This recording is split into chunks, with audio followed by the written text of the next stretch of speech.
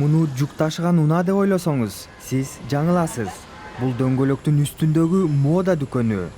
Дүкөндөн эркектер каалаган кездемеден көйнөк, костюм тиктире алышат. Бул ыкма убактысы тар жана дүкөн кыдырганды жаман көргөн тургундарга арналган.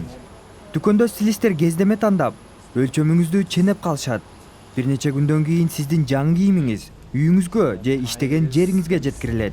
Демек, дүкөнгө кайтып барам деп убара болбойсуз. Ошондой эле интернет аркылуу да костюм тандасаңыз болот.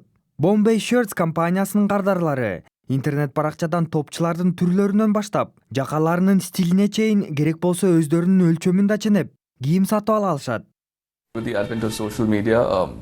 Азыр социалдык медиа катуу өнүгүп жатат. Ал себептен эркектер да өздөрүнүн келбетине, кийимине өзгөчө көңүл бурушат. Бул албетте бизге окшогон бизнестерге пайдалуу.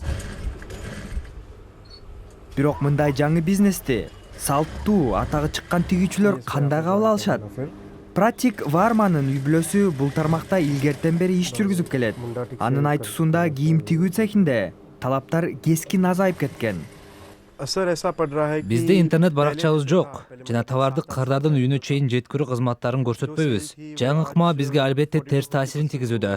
Акыркы бир нече жылдан бери биздин бизнестин кирешеси 2 эсеге чейин түшүп кетти. Жаңы багыттан улам эркектер кийимин өзгөчө жол менен сатып алышууда. Бирок бул бизнес канчалык туруктуу экени белгисиз.